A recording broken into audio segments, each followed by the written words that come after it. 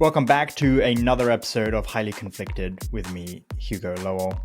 This week, Trump is trying to keep his campaign together in the final stretch of the presidential election race.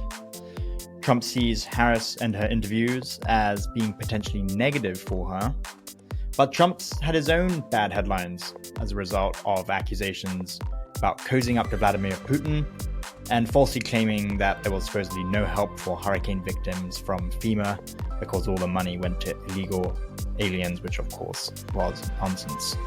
But subscribe to Highly Conflicted on YouTube and Spotify. Click the link and we'll get right into it. There are just 3 weeks until the presidential election, and Trump's campaign's leadership is cracking down. Trump's campaign co-chiefs Susie Wiles and Chris LaCivita have sought to keep out distractions and to effectively land the plane. And the campaign tells me that their aim is to outwork Kamala Harris and Tim Walz in the final stretch and to do back-to-back events. That's coming, of course, because Harris was outworking Trump last month, and the Trump campaign knows that it had a deficit to work back at. So they're taking a holistic view at this. They're seeing 3-4 weeks to go. They want to basically put Trump in as many rallies as possible in as many battleground states, and also some non-battleground states. We saw him going to random places in Colorado, in Aurora, Colorado. We saw him planning events in Coachella in California. And that's because the message has been the same as it always is, which is Trump is trying to make every state a battleground state insofar as illegal immigration. That's the one theme of the campaign that has been consistent throughout, which is every state is a border state and every state's having to grapple with the effects of immigration. Whether or not that works or whether that even resonates is a separate matter.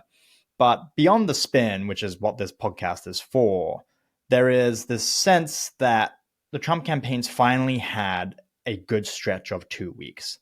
Susie Wiles and Chris LaCivita have thought since the VP debate with J.D. Vance, basically putting a nice glossy sheen on Trump's policies and on MAGA in general, they've been able to clock in several good hours. They've not been colossal gaffes. They've not had big embarrassments.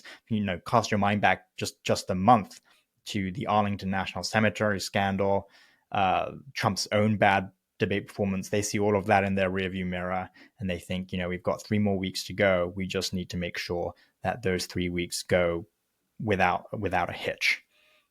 And that's why they're also putting Trump on the campaign trail. With Trump, it's always the case that if you keep him occupied, he's less likely to listen to potentially bad influencers who whisper stuff in his ear. Trump, like any other presidential candidate, is prone to agreeing with whatever he hears last, but with Trump, that risk is always exacerbated. And that's kind of why you're seeing Susie Wiles and Chris LaCivita put Trump on the trail. The more time he's not spent stewing by himself, the more time he's doing events. I mean, sometimes he's doing 2-3 events a day. He's, constant travel from Florida to a rally, then to New York, then to do rallies, and then back to Florida again. So he is clocking up a lot of miles, rather. But everything I'm hearing from my sources, and so don't knock the messenger, is that the Trump campaign believes they are in a solid place right now, and they're actually quite happy with how they're doing. The debate performance from J.D. Vance obviously has, like I said, has a lot to do with that. They see that as a turning point, and Trump has been told in no uncertain terms, just leave the debate discussion, just don't come back to it. It's over, it's done. We don't need to do another debate. You don't have to come up with ways to cut through Harris anymore. It's nothing you do at a debate is going to necessarily be positive. There's a lot of downside. There's not much positive upside. And so just leave. And I think that's why you saw Trump come out so forcefully this week and say in all caps on Truth Social, just to make sure that he's not doing another debate, that he's not going to do another debate. And that's partly why Trump has been content also to let the campaign's day-to-day management be done by Susie and Chris, including having Corey Lewandowski face effectively a demotion. if you cast your mind back 2 months ago, Corey Lewandowski came back on the Trump campaign as a senior advisor. The problem that Corey had was when he came in, he was telegraphing to multiple people, reporters, but also people inside Trump world, that he was returning effectively to take over the campaign. Now, at the time, you have to remember, it was a rocky period for the Trump campaign. They had just weathered some of the worst weeks of the cycle. Harris was surging after she took over the ticket. Democratic enthusiasm was high, and the Trump campaign felt like they were in a real rut. And Trump was fielding these calls across Trump world saying, you have to do something to shake it up. You've got to shake your leadership up. And there have been a lot of knives out, especially for Chris LaSavita, because he's not been a true believer. He's not been a pure MAGA guy for his entire Republican career. In fact, there was some consternation about bringing him on board in the first place because he was originally quite reluctant to join the Trump campaign. And it was only after Susie Wiles made the introduction and spoke very highly of Chris, and they came on board as a package deal, and Trump asked for him to join the campaign.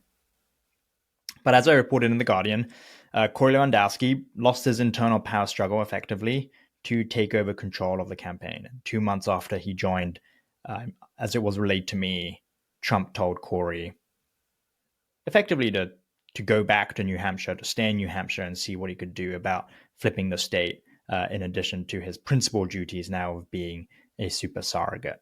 That involves going on TV, on adversarial TV no less, and making the case for Trump. But that is effectively a demotion, right? He came in a leadership role, and now he's basically doing TV work, which is still fine. He's still a senior advisor. He's unpaid. And Corey, in a statement that he texted me, he said, "Look, I'm happy to be an unpaid senior advisor and volunteer my time. I just want to make sure that Trump wins." And so maybe ultimately all things will be smoothed over here. But there were two sins that Corey Lewandowski committed in the view of the current crop of senior advisors. One was that he came in very, very hot. To come into Trump world and to say you're going to take over the campaign after the current team has been working together for close to 2 years, that's very, very bold. And the one rule in Trump world is you don't make plays like this unless you have the allies. I mean, it's the playbook anywhere, right? Machiavelli would look at Corey and think, what the fuck are you doing? But at any rate, he came in very, very strong, maybe slightly too aggressive. And that started to breed a lot of resentment inside the team that was ultimately loyal to Susie and Chris. So that was number one. Number two was that Corey started exploring an audit of the Trump campaign's finances. And it's probably not even fair to call it an audit. It's not like he's an accountant. It was really more of a review of the Trump campaign's books to see where the money was going. And Trump installed and Corey installed himself in a flex office in the downtown headquarters in Palm Beach, where the Trump campaign has its offices. And he started calling people into his office. He was questioning them about what sort of spending was going on, how the money was being allocated, how much they were spending on television advertising. And it's not clear what his audit ultimately found, but people inside Trump world who are no fans of Chris have suggested that the review couldn't account for roughly $80 million in spending, other than to say it was part of TV ad buys, but the suggestion was some of it had been skimmed off to consulting or outside companies, notably a company run by Chris LaSavita. Now, this audit never really went anywhere because Corey didn't really have anything concrete to put in front of Trump. And Trump, as I'm told, never even saw this audit ultimately. And so for the final weeks of the campaign, when Susie and Chris went to Trump and said, "Look, we're trying to minimize distractions here. Corey's being a distraction."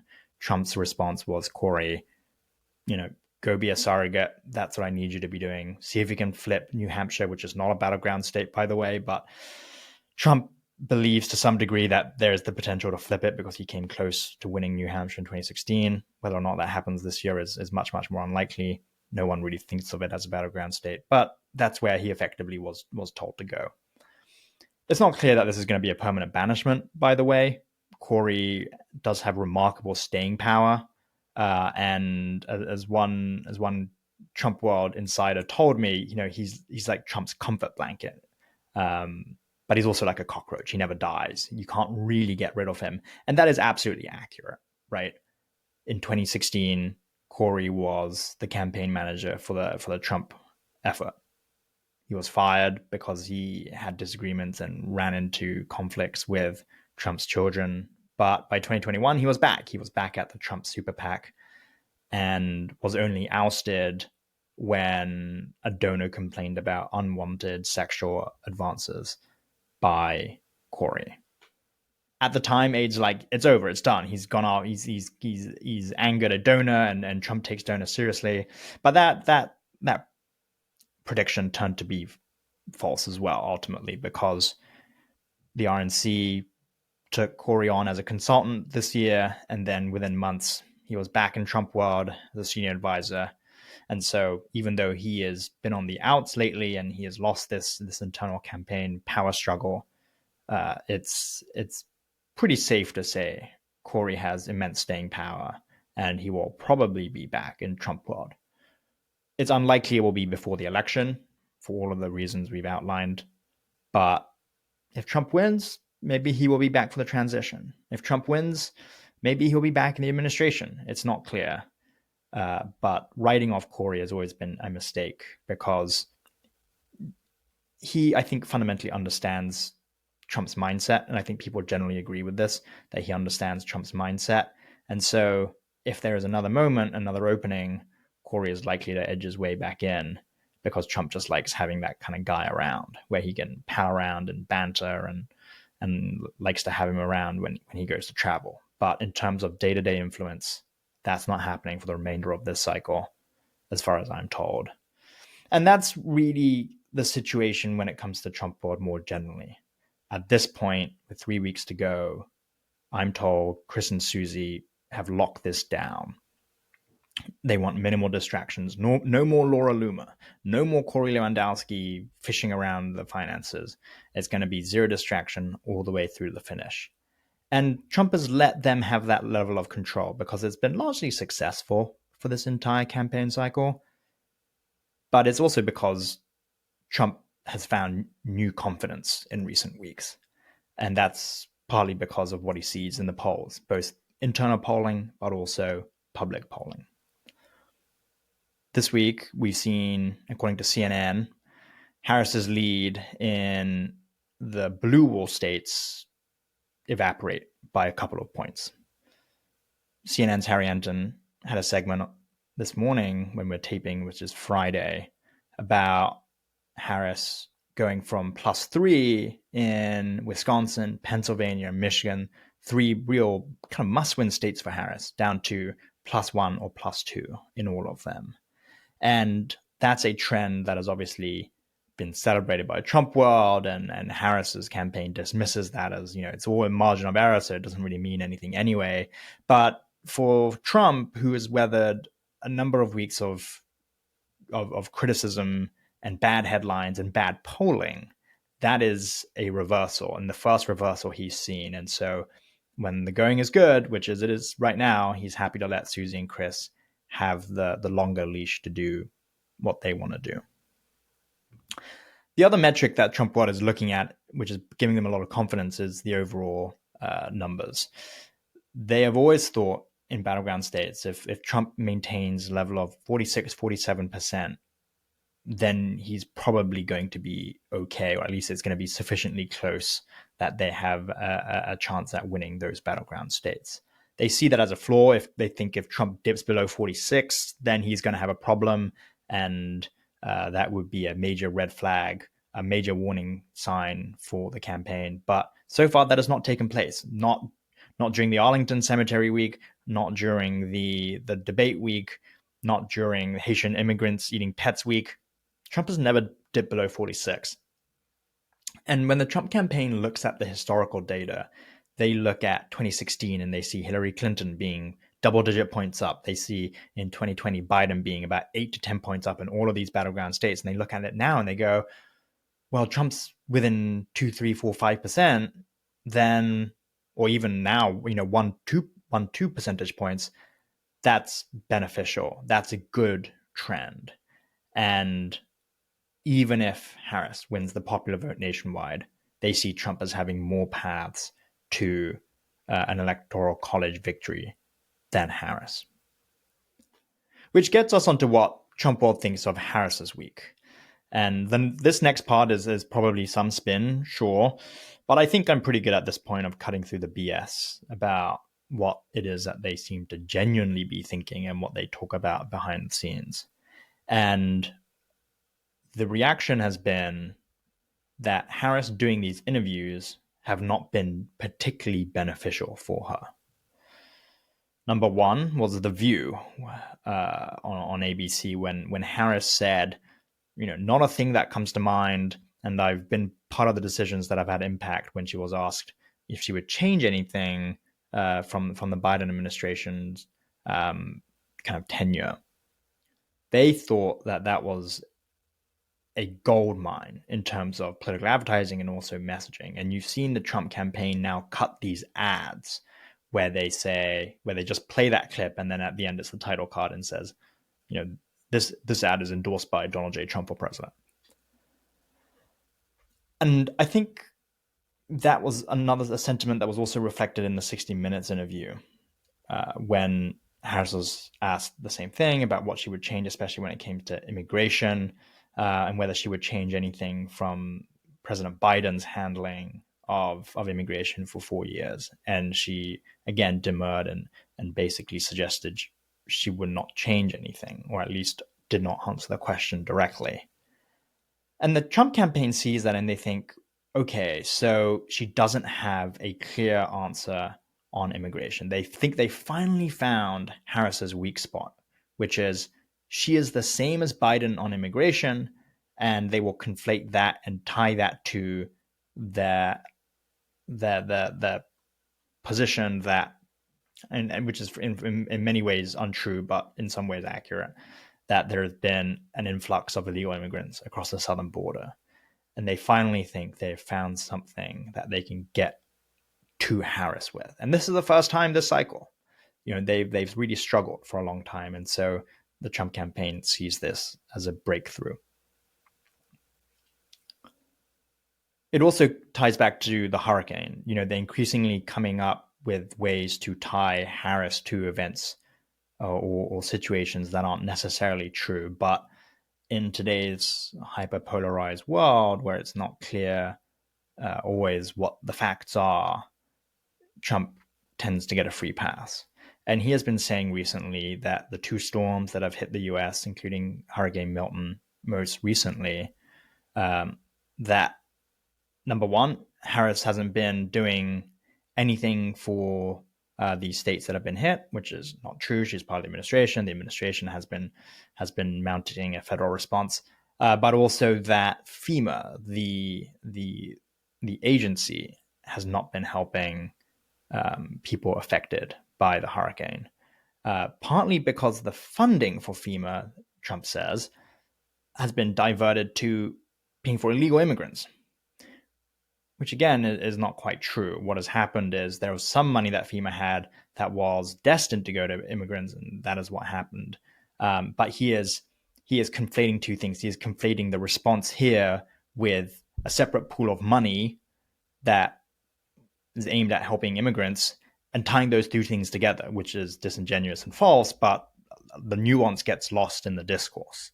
And so effectively what the Trump campaign has figured out is, at the moment, they are getting away with saying that Harris not only wouldn't do anything about immigration differently from Biden, but also she and Biden are not doing anything to help hurricane victims. And that can be potentially quite a powerful message.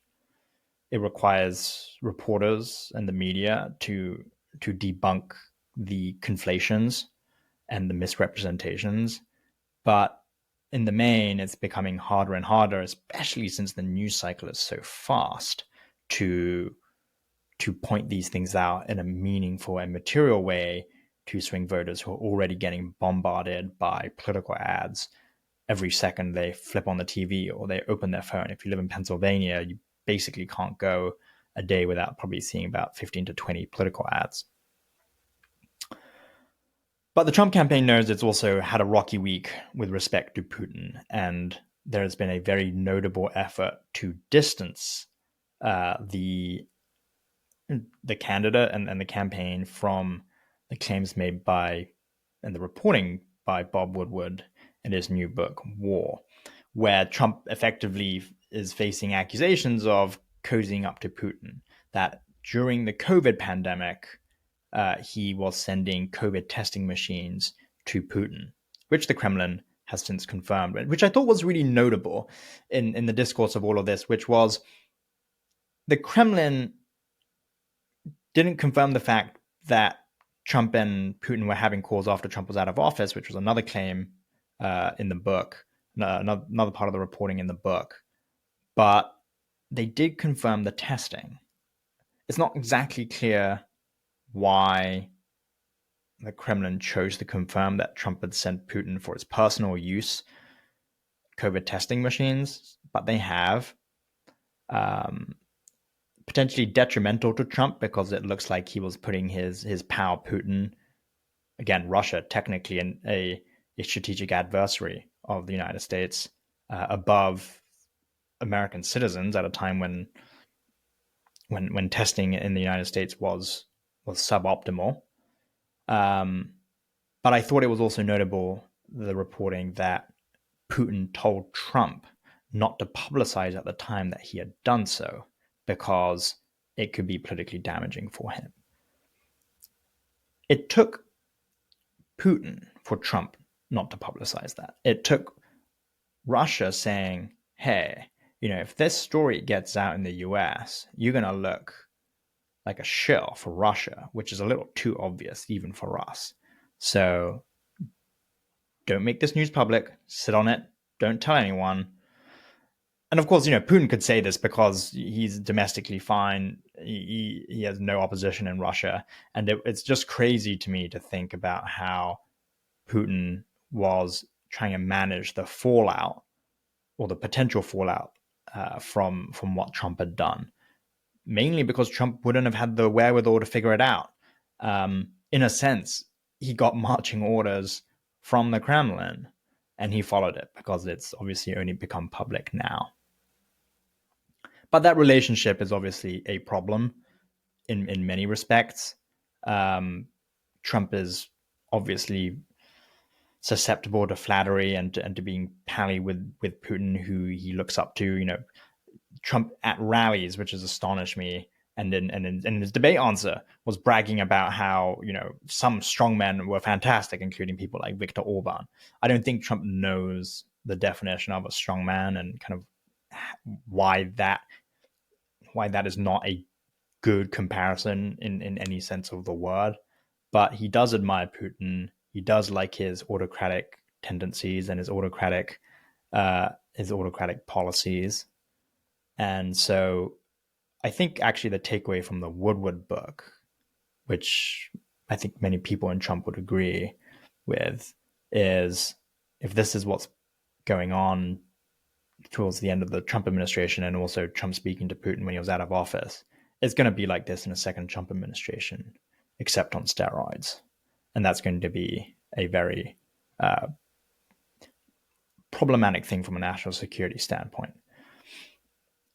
The other thing that was interesting with the Woodward reporting was how no one is exactly sure how many times Putin has talked to Trump and about what exactly. And we've done a little bit of reporting about this. I've spoken to people at the National Security Council, the NSC, at the White House. And there has been some suggestion that we may never know the content of their two conversations. It's not that unusual for former leaders to talk to other heads of state even after they've left office. And it actually happens quite a lot. But it's also important to remember the hypocrisy and the inconsistency that we get from Trump on this topic. When John Kerry was talking to Iran during the Trump administration concerning the Iran nuclear deal, Trump was apoplectic, and he was saying that Kerry was effectively engaging in treason and running a shadow government, and he was undermining U.S. Foreign policy interests in Iran. Of course, that's potentially what Trump has been doing all along with Russia. The US is an ally of Ukraine. We're helping with the NATO response to Russia's invasion of Ukraine. And Trump likes to talk about how he would solve the Ukraine situation in 24 hours. That's widely seen to be basically Trump saying, okay, no more war if Putin gets the territory he's already seized, and we're just going to turn a blind eye to it. I'm just going to end the war at where the borders are right now, which obviously is a non-negotiable. It cannot happen for Ukraine or for NATO or for the wider international structure and order, because then Russia would give green light for Russia to invade whatever country it liked, and then it would immediately get backing from the US the moment Trump said, "All right, it's enough. You can get the borders of the territory you've already annexed." And that's the problem, is this conversation, or this sort of conversation, has been taking place. The NSC doesn't really know what's being said. Trump's own advisors don't really know what's being said. I thought it was notable in Woodward's book how even Trump's own team wasn't exactly sure what had taken place with Putin. And that should be a concern, a national security concern for everyone, especially as we head into a potential second Trump administration at a time when the US is trying to deepen and coalesce with NATO, and at a time when Russia is more belligerent on the world stage. Slightly shorter episode this week, but we will have more for you next week in the next episode of Highly Conflicted.